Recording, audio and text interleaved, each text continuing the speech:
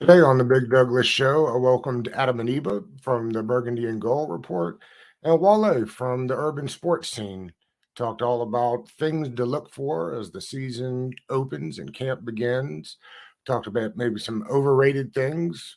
We played a little trivia. Do you know where they went to school? Was the game today. As always, if you like the show today, please subscribe, leave us a comment, hit the thumbs up button. And as always, we'll see you next time. Please enjoy this conversation with two of the greats.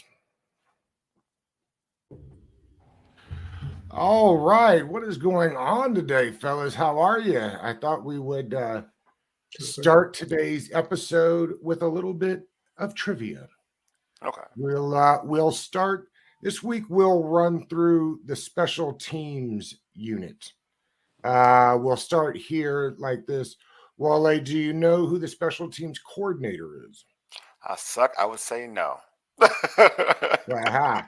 See how this thing's starting off. Adam, what do you think? Do you know who the special teams coordinator still is? Is it Kaiser? It is. It is. Adam's gonna beat me. He's gonna beat me. I'm telling you. I'm not good with trivia, but Let's see. The punter, Trustway, Adam, where did he go to school? oh god, Cal. I don't know. That's wrong. He's not from Cal. He went to a school in the middle of the country, Wale. In the middle of the country. Oh. Is it a big time school? Yes. I have it. Okay. I'm going to say. Why do I want to say? No, that's not it. Not Iowa. Oklahoma. Okay. Okay. Oklahoma Sooner. Okay. The kicker, Joey Sly. This probably is an easy one. Yes. Wale, go ahead. Where you went to school? VTech. Yes. Are you comfortable with Joey Sly? Does kicker matter to you? I'm happy with him. What percentage does a better kicker inflate the outcome of the game? I mean, I think it's legitimate, especially when you're seeing a kicker miss extra points. Like when we saw against that Dallas game, it's like he's got a strong leg. Like you can't take that away from Sly. But man, those extra points he's missed, a lot of close calls. I'm not saying they should replace him, but I would like to see competition. Like I see they're bringing a punter. What are they doing? Because Tress Wade, nobody's taking his job, but that's right. I would have liked to see some competition in camp. Maybe that will still happen. But I was a big proponent. Like I wanted to even see a guy maybe in the 7th round them take a kicker. But that's a big commitment because you see with this team, they don't really let draft picks go under Ron Rivera. So he likes to keep them. So if even round 1 through 7, he has a plan for them. So I understand why, and I understand why that's probably they didn't get a quarterback late as well. But yeah, kickers are important. Speaking of draft picks made under Ron Rivera, they drafted a long snapper, Cam Cheeseman. Adam, do you know where he went to school? Of course. Well, Wale knows that too. Michigan. Easily. That's right. He is a Michigan guy. And to round out the special team group, Jeremy Reeves, who made All-Pro last year. Wale, do you know where Jeremy Reeves went to school? And it's a big time school. It's in the tip of my tongue. It's not a big time school. It's big enough for me. It's like a mid. It's not mid. It's a mid though, right? Maybe. Okay, no, I'm asking for too much right now. Let's see. It's not a big time school. Then he went to.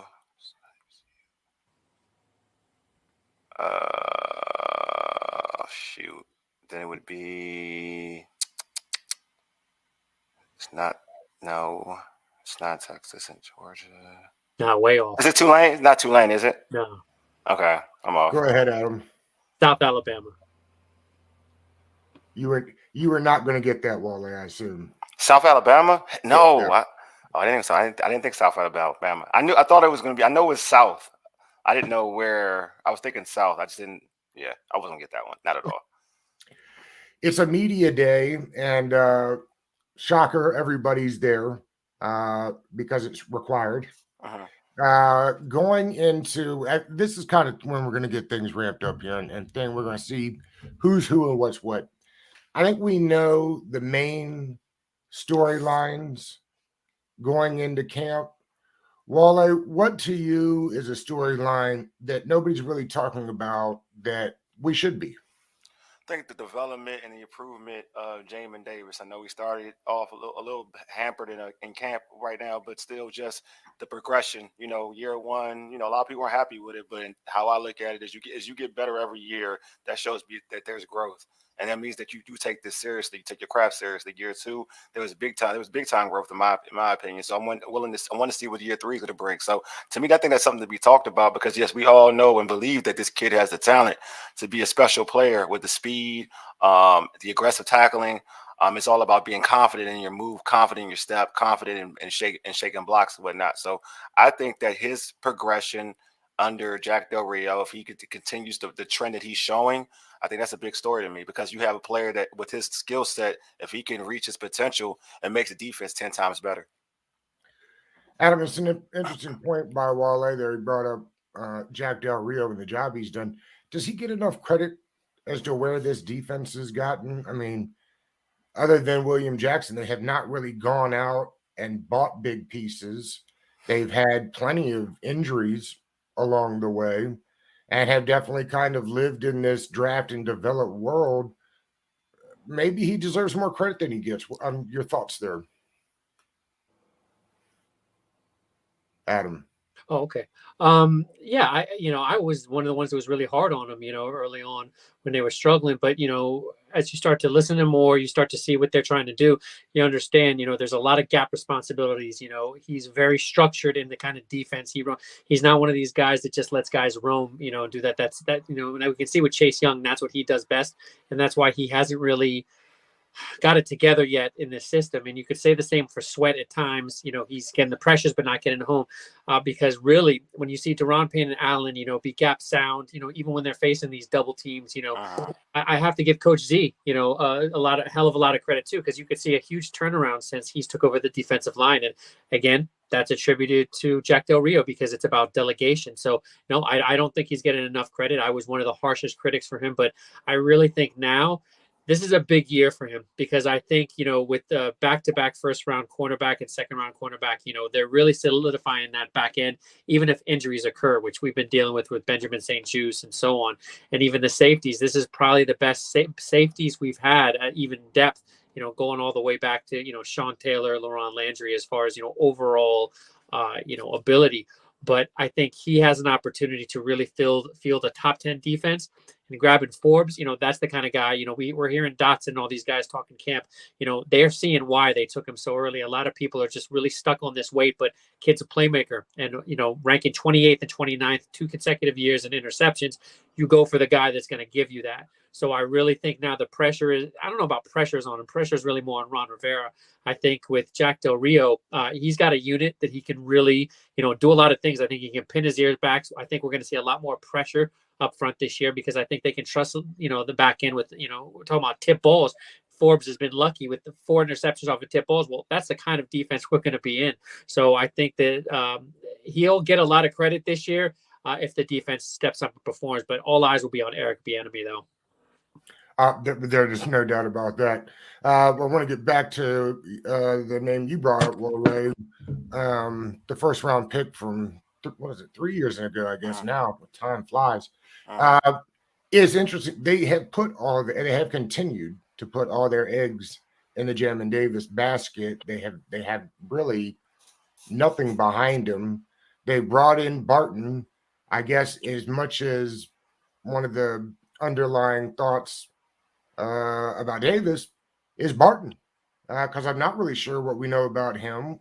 I've heard from some folks in Seattle that were mixed, some that thought he could handle full-time middle linebacker responsibilities, and some that thought, no, maybe he's a little bit more like Jamin Davis, an off-the-ball type guy. It'll be interesting to line up. The 3 linebacker set, I think, worries me less because we obviously just don't see it very much anymore. Wale, did they do enough with Barton? They usually always bring in one of these mid linebackers, right? And, I mean, every year since Ron's been here, they brought in some random guy most people haven't heard of and assume that they'll elevate him. Will Barton be the one that finally gets there? Yeah, I don't know. That's a good question. I think Barton, for me, I'm like everybody else. It's like the unknown. I mean, you see his tackle numbers in Seattle, and you're like, okay, and he's a guy that can play the pass, which they do like. They can play. He's good against the pass. I kind of, it's funny because Adam knows this. Is we've had conversations about this dude, and I'm being a Michigan fan of Khalil Hudson, and I said that I didn't really believe in him, even coming out of Michigan. I said this like as a Michigan fan, and I'm not going to lie to you. I saw progression in that Cowboys game, which I was like, okay, this is a different dude. And I want to see, we talk about competition in camp. I want to see. I think that's a situation that's going to be very intriguing to me with Barton and even like Khalil Hudson. I think those two. I'm interested in who's going to really look out, who's going to look better in the system, because I do think that from what I saw, again, I know it's the same thing people said about the quarterback and Howley in that Cowboys game. But what I saw with Khalil Hudson in that Cowboys game, I'm like, okay, he can compete with a Barton for that position. But again, to me, I don't know if they did to go back to answer your question. I don't think they did enough, to be honest with you. But obviously, they have faith in their system, faith in what Barton can bring to the table, and also the safeties they have too that can play Buffalo nickel. They have a lot of faith in those individuals. Do you still have to have a middle linebacker? I feel like Jamin could play middle because they were doing that last year anyway. He was playing some middle last year too. I think he's growing. I think Jamin is growing and being able to play outside and inside. Would they prefer to have Jamin on the outside?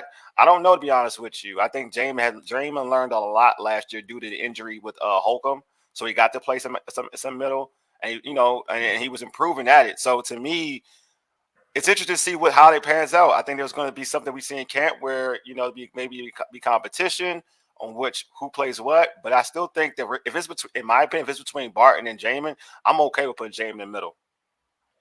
Here's the interesting thing. I thought that too. Uh-huh. And last year, I said when he started, there was a couple games where he was wearing the green dot. Yeah. And I assumed he was playing middle, as I think you did for your comment right there. And I had people hitting me up on Twitter nonstop. You're a donkey. You must not watch games. You're an idiot.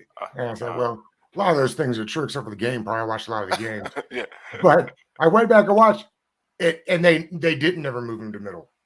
Okay, he stayed on the outside the whole time. Okay.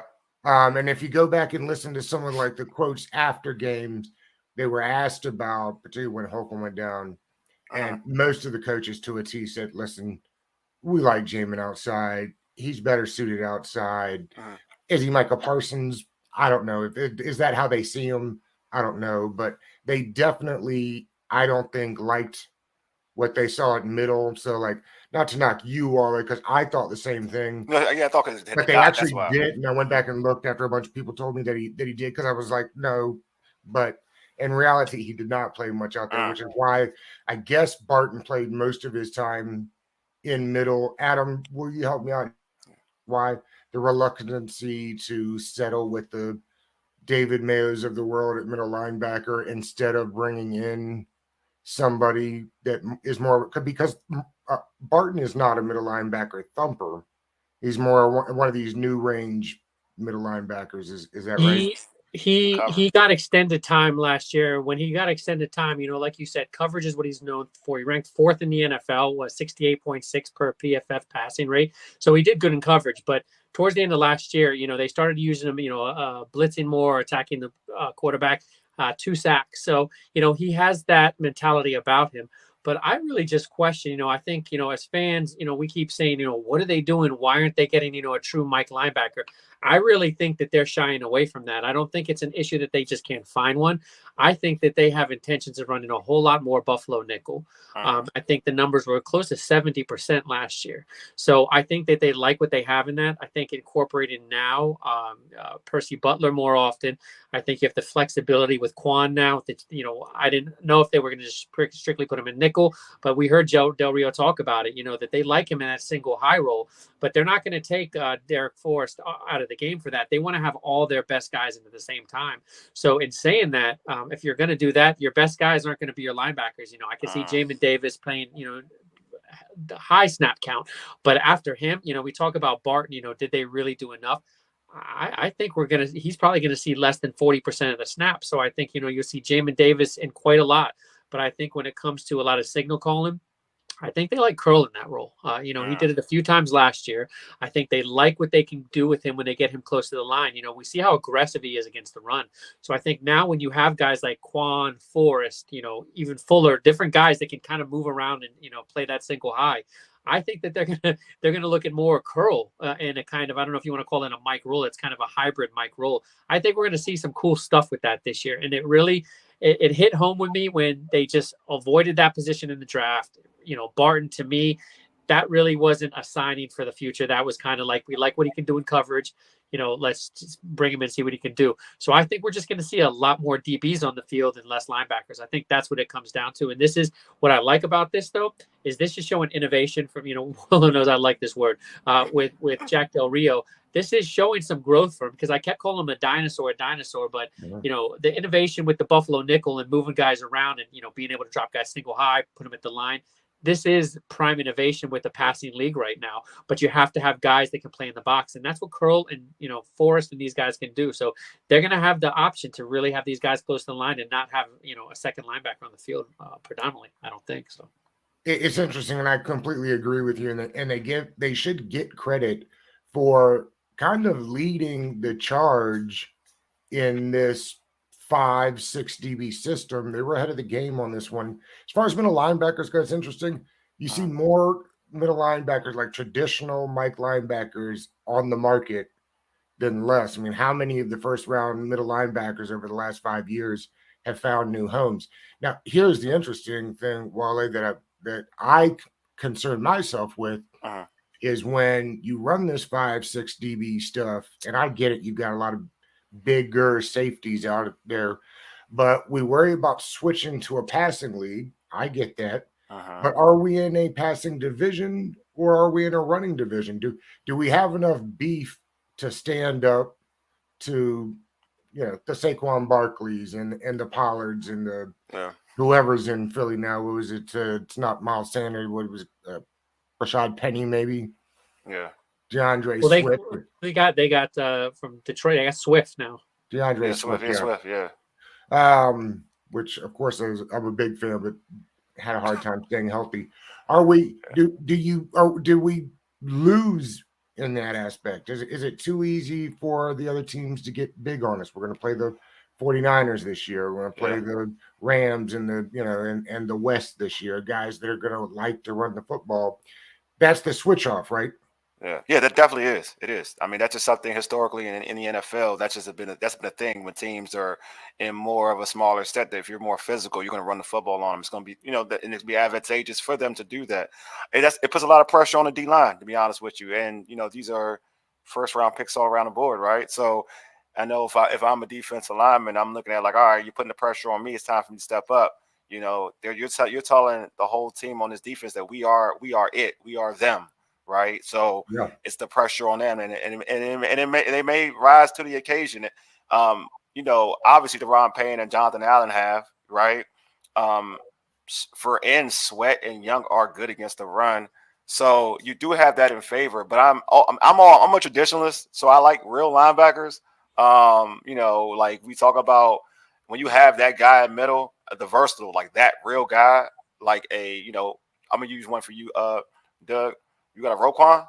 You got like a Roquan who's versatile enough to be in today's game is, that speed guy and can just be a thumper at the same time and can cover, can do so many good things as a linebacker, as a middle linebacker. I think that's always the bonus to have those guys on your team. But if you want to go this route, like Adam said, this team is so versatile. They got big thumping safeties who are willing to get in the box and who can handle their own. So, I mean, it can work out, but you're putting a lot of pressure on that D line because if you play against a team like the Philadelphia Eagles, they'll try to extort that. Like that's their game plan. They would like to run more than they like to throw the football, so they will try to extort that. So that would be an issue when you're playing that team because you always have to put yourself or compare yourself to the big dogs on the block. You know what I mean? Like, and the Eagles they are them. They went to the Super Bowl. They are the big dogs on the block in the NFC East. So you have to tailor your game to beat them. You have to knock them off the block. So that aspect, I do believe that it would be a little bit more difficult to play a team like the Eagles. But again, that's if you a stud, you that dude, then on that defensive line, you're for it. It's interesting. I was looking up what you talked about there. Roquan Smith, 236 pounds. So even then, we're seeing like that's nowhere near, say, Ray Lewis, who I think played a whole lot closer to 250, 255. 250. Like that linebacker doesn't exist in the league anymore, at least not in 90% of the defenses anymore. Yeah, because they can't run a 4.45. They can't run a 4.4. And yet still like a Cam Curl's only 205. Yeah. Right. So I mean, it's not quite as easy, right? As taking a Derek Forrest or a Percy Butler. I think Percy Butler is the biggest of the group at like 215. Still a lot of weight to give up in the middle of the field. I think that's the fascinating. The point you made is right.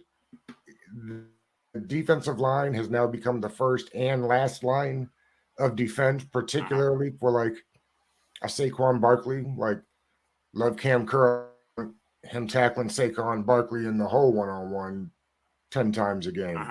So that to me is one of the biggest things is how do they make that switch in and out of passing downs to known running downs while still knowing that at least for the teams in the division, you've also got quarterbacks that can move and running backs that catch the ball well, which again, I understand is why you want more speed on the field. But that dance on defense to me is just as important as the dance we talk about on offense. Sure. You know, that back and forth. How do you play it? How do we get it out of there? Adam, what are some of the other things that are kind of on your mind as we're really getting into the real portion of the offseason / as we're moving out of the offseason and into the preseason? Yeah, I'm a broken record. I think a lot of people have been talking about the tight ends, especially since Amani Rogers went down. You know, I wrote about Curtis Hodges, who's the guy to watch as the fourth tight end, 6'8", true receiver out of Arizona State. So you're looking for, some contributions in the receiving game. But I think our tight ends are going to be asked to do a lot more blocking this year. And I think that's my concern because you talk about Logan Thomas. A lot of people, is he going to be healthy?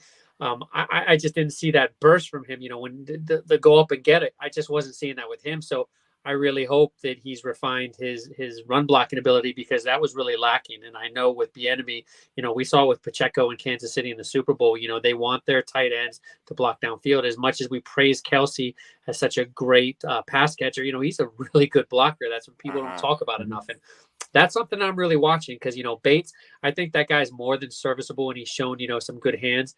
But then after that, Cole Turner, not known for that. Again, Thomas, not known for that whatsoever. And I mentioned Hodges, not at all. So, there's a lot of concerns with how they're going to do that. People talk about, look forward to seeing some 12 personnel with the dual tight ends. I'm a little hesitant about that because I don't know if they're going to be able to hold it down.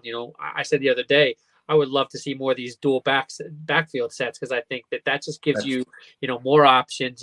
Robinson, he's getting there as a blocker, but Scott McLuhan, did his rounds on Al Galdi, Sheehan was talking about Rodriguez and, he's a really good blocker. So, they talk about, he's beast mode, he's known for breaking tackles, but I think that's a guy that they do have some level of comfort maybe early on being able to pass protect. So I think they will have to be creative in that aspect. Cause again, the offensive line, that's a total work in progress. And the tight ends, they're work in progress when it comes to blocking. All these guys are pretty much receiving tight ends for the most part.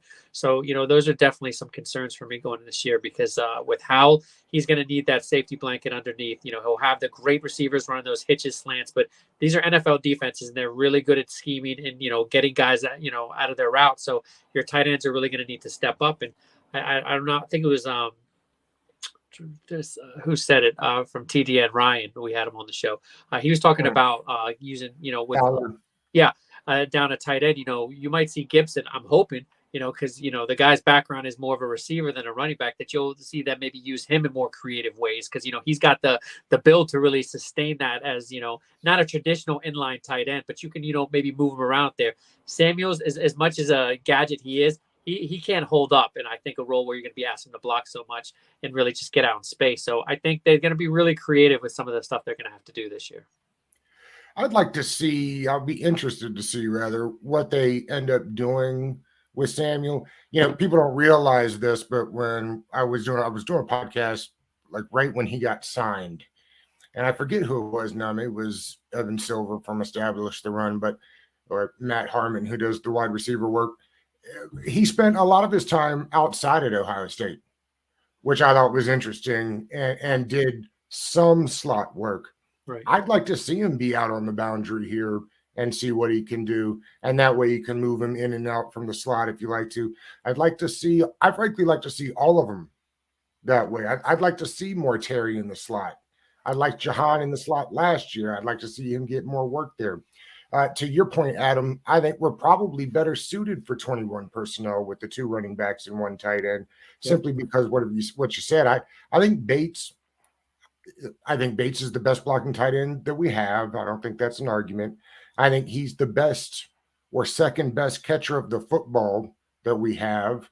That doesn't mean I think that he's the second best route runner or the second best, most explosive. Hands-wise, catching the football, watch how many he drops. He doesn't drop any of them. I think he's in for a bigger year this year than they allowed for. I like the idea of keeping in blockers, Adam, because the one thing that really killed Turner, and Wale, I will not please or encourage you by spending a lot of time dogging on Turner here. We won't give you. I'm not doing that. I'm not doing that. No, but he refused. But he refused to give the tackles help. I mean, I don't think that when we go back and watch this summer, I don't think that got enough attention last year. Just refused to give help, particularly with guys like Carson Wentz that had a penchant for holding the ball for a while. Yep. And don't forget, the reason that he held the ball was because Turner wanted to throw everything deep down the field. And I was in, that on the Turner offense. What I wasn't in on was the little help that he got. So if leaving into running backs, particularly if you've got one that is really, and first off, you could say a lot of things about Gibson and how he became as a running back, turned into a pretty good blocker, which is why they were comfortable keeping him out there on those 3rd downs. So I agree. I think the biggest help to the offense and the offensive line this year will be just giving them a little bit of help, whether it's a chip from the running back on his way out, whether it's a tight end chip, just something. They refused to do it last year.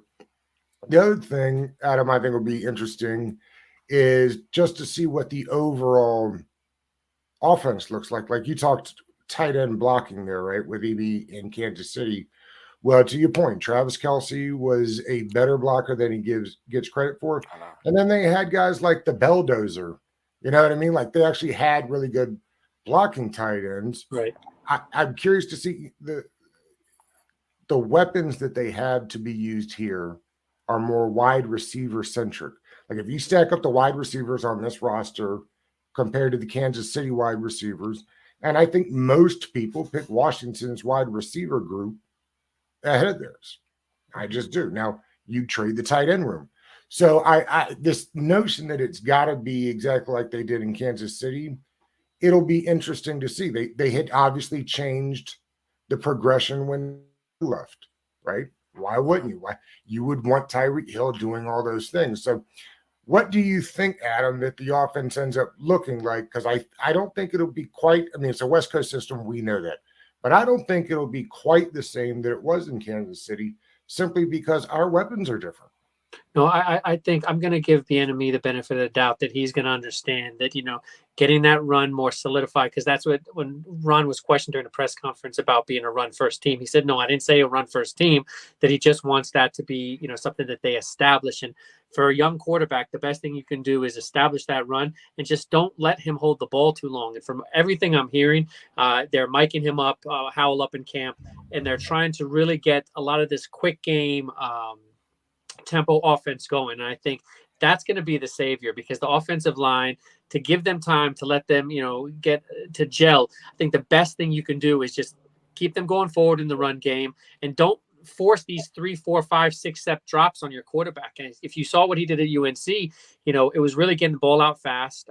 Great touch pass. And I think when you have these kind of receivers like this, I think you can be really creative with the pre-snap motion. I think that's what we're going to see a lot. You talked about wanting McLaurin and all these guys to line up in the slot. I think in any given play, the best way that this offense can run is really you just don't know where anyone's going to line up. I think just moving all these guys around pre-snap, you don't know who's on the slot, who's on the outside.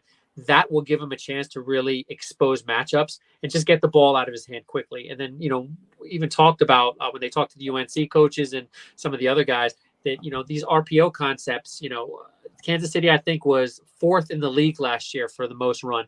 I'm not sure they're going to be that high, but I definitely think that we'll be in the top 10 for RPO because although Howell is not known, other than that last year in UNC as a dual threat quarterback, he really makes plays on the move. So I think getting that incorporated into the offense just allows for, mismatches to happen. But I don't think it's going to look a lot like Kansas City because I think with Mahomes, there's a lot more trust into what he can do. I don't think it's there with Howell yet, but it'll get there. Well, it was a team in Kansas City it was an interesting thing, right? That was a team that was already doing well. Uh-huh. And then inserted Mahomes, which on one level just means that the offense works, right? I mean, the offense has worked all the way back to Philadelphia with multiple different quarterbacks in it. Do you buy that as being a good thing for Howell? Yes, because the it's there. The blueprint's there. Even on that tree. Andy Reid's tree is amazing. It just is what it is. It rivals Mike Holmgren's tree. It's a very successful tree. And I think that what Adam said is totally correct. There's a lot of things that tree does, or any coordinator or coach coming out of that tree, what they do with their young quarterbacks, they make it easy for them. Pat Mahomes said this, and I'm not comparing Pat Mahomes to how to Pat Mahomes, but he said that in the first couple of years in the league, he didn't even know how to read defenses. Yeah. That lets you know already that Andy Reid and that staff made things so easy for him where he can be successful. The screen game is going to be something important, something that Howell can lean on to. We all know that has been a staple in Andy Reid's coaching philosophy for years. Eric Bieniemy was under that. So I'm just saying that there's a lot of things, quick game, quick passes. When you have explosive receivers, you let them do the work. There are so many things that Howell will get to do, just to use a poor word, pad numbers, right? Off of just that alone, that we didn't get to see under any multiple coordinators that this team has ever had. To be honest with you, things will be much. I'll give Jay and his team credit. I'm sorry, Jay will get credit. His team, he made it easy for quarterback. I'm gonna give Jay. I will give Jay credit. But so we're going to see something we haven't seen in a long time. We have the skill set, we have the players, we have the running backs, we have a running back threat who played wide receiver in Gibson. We just have this team has so many threats to a point where the quarterback doesn't have to do all of the work at all, and we can make it easy for a young quarterback. That was my whole thing about getting Eric Bieniemy more than anything, was more that make it easy. We're going to make this guy the quarterback, make it easy for him.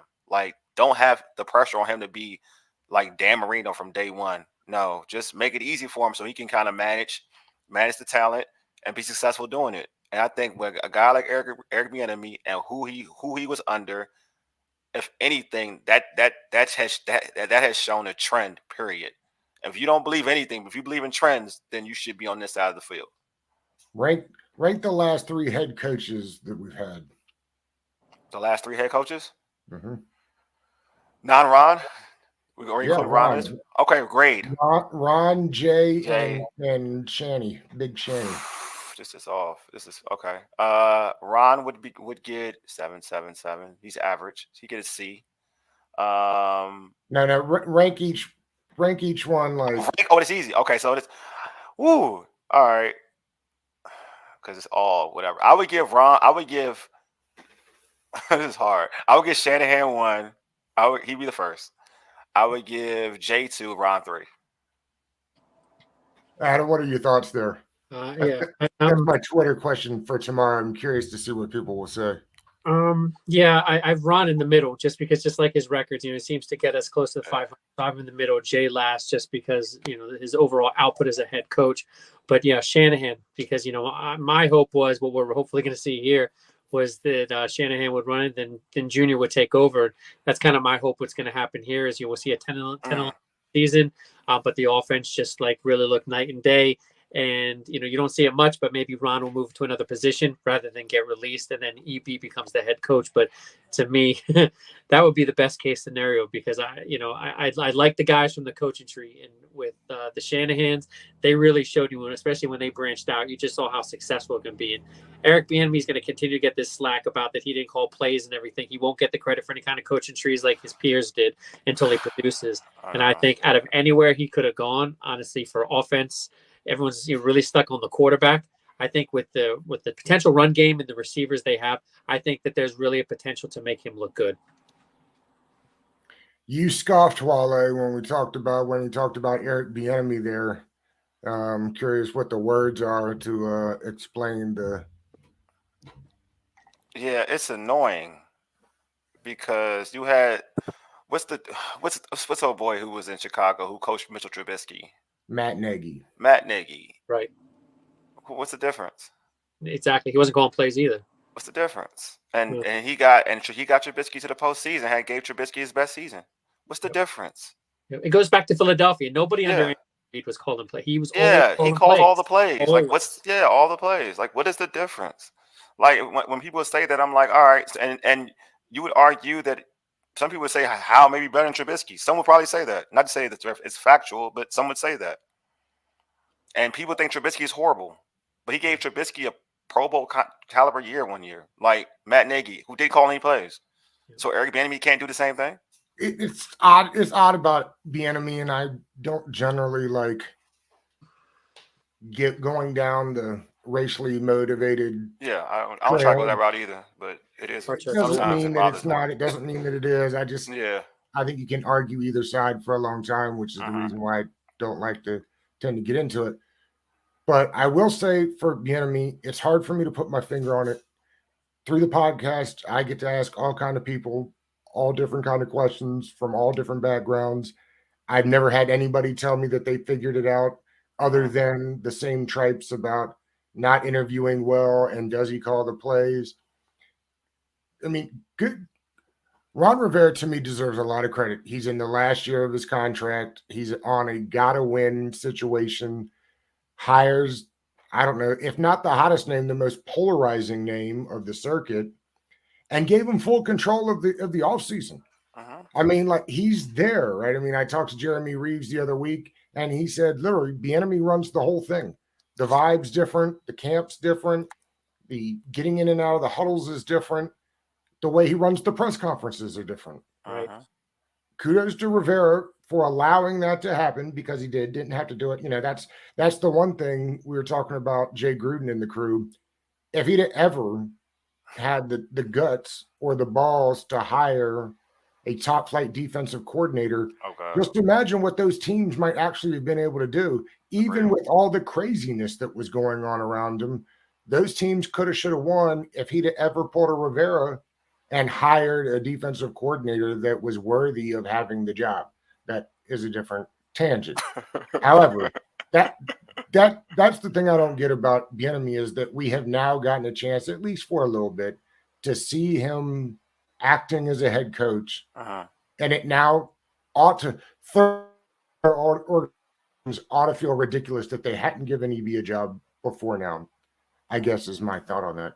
Before we wrap up, let's go from at the beginning. I asked both of you what an underlying factor in the offseason is that we're not talking about. Let's wrap with what is it that's getting too much play? What is one thing the fan base is too overly cautious about? And let's take 99 out. Let's not talk about 99. All right, that's a layup. That's a softball, if you will. So but still, there are plenty of them to choose from. Adam, let's start with you. What is one thing that the fan base is too concerned about? I think just like with all teams, it's always about the quarterback. And I think that, I'm a big Hal supporter. I've evaluated him since 2018, and I think he can be really good. But I think people are just really going too far with either, he's unproven, he's crappy, or he's going to be the savior of the franchise. I think, like we've been talking about here, is I really do have faith for the first time in a long time in the coaching staff.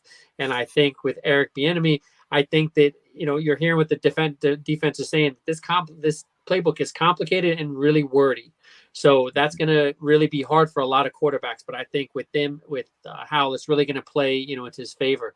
So I think we just, as fans, just need to understand it's not going to be, I don't think it's going to be Howell that does everything for them this season or loses them this season. I think it's going to be a collective effort. And to me, more the focus just needs to be on the offensive line and how quick they come together and how quick they gel. Because I think if what you've seen from Howell, I don't think he's going to lose you games. He threw that bad interception against Dallas, and we heard Ron Rivera say he came right to him on the sideline and said, "I did this. I know it."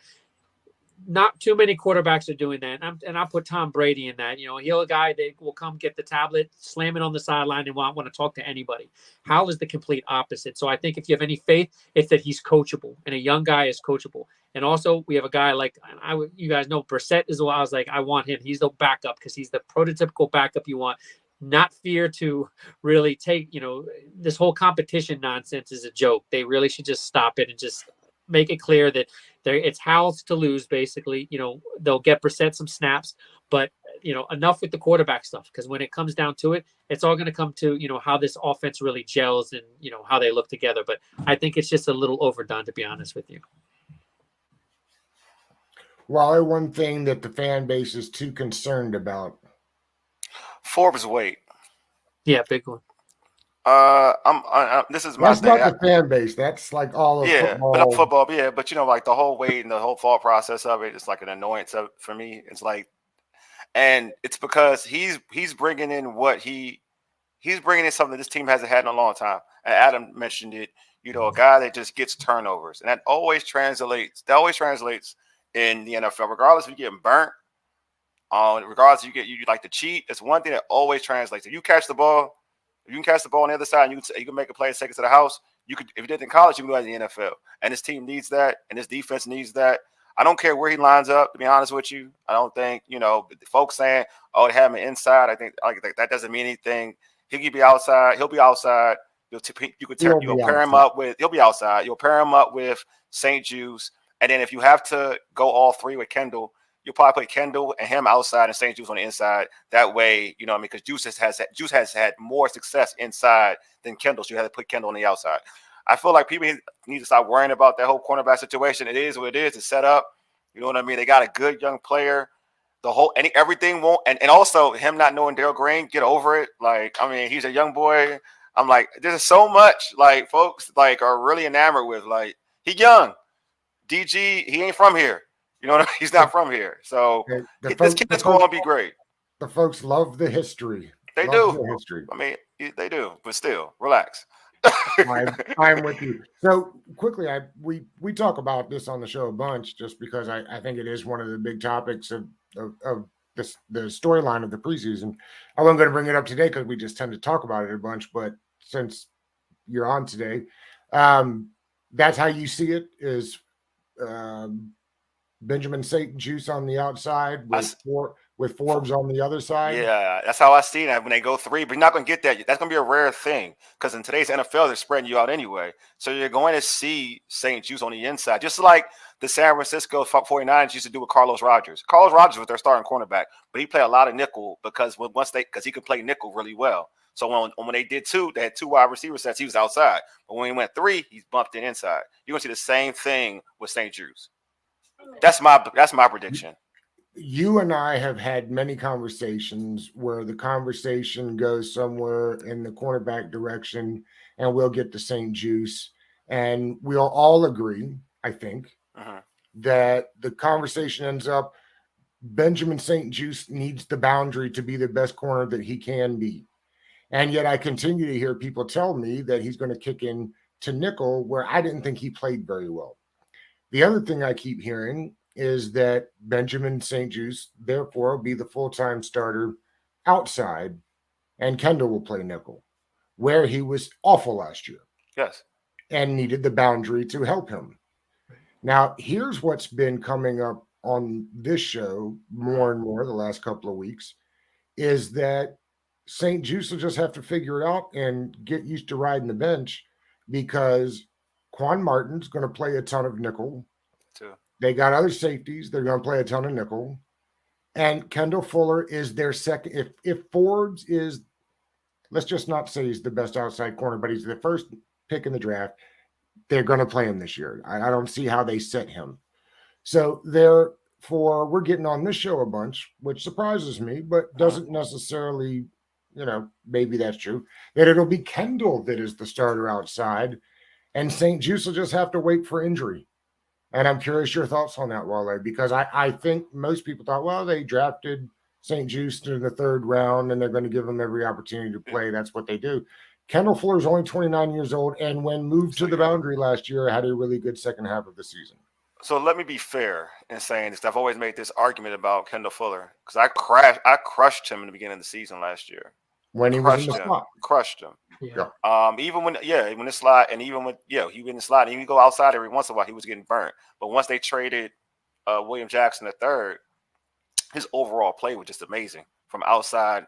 Because they had to move him outside. Yeah, exactly. But his overall play was amazing. And I made the argument. I said this, even as well as people have been enamored with St. Juice, I said that arguably Kendall Fuller has been their best cornerback. You may like St. Juice is the young guy, and you liked his fight and you like his energy. He got a lot of PIs and whatnot, but still he had a lot of fight. And you could see it. He made that big play to punch the ball for that turnover in the Eagles game, I believe. So he shows you a lot. But if you want to really be honest with the situation, honestly watching the football game, Kendall Fuller made a lot of big plays for this team. He has 2 pick sixes. He had that key interception against the Vikings to win the game on that tip ball. He made a lot of big plays for this team down the stretch.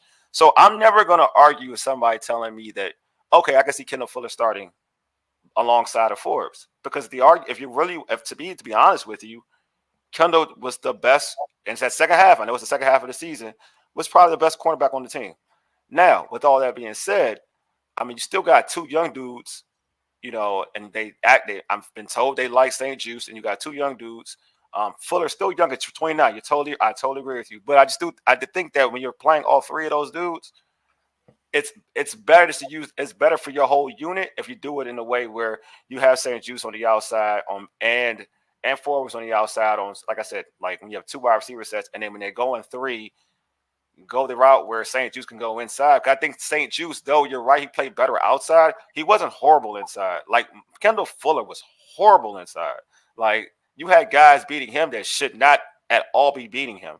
So I feel like for the defense as a whole, if we're going to go with those 3, speaking of those 3, I'm not talking about the kid Martin, because I still want to see you in preseason, see how you do in preseason against other people, because I'm not going off camp. And same for Forbes, too, to be fair with you. Same for Forbes, too. But I'm going with those 3. I would do it that way. That was you, Adam, right? I think you're the one that kind of started hey, we're kind of just missing on Kendall Fuller here. That probably it at least starts with Fuller being right, because that's outside. BSJ, he can stay healthy. It's that's like big time.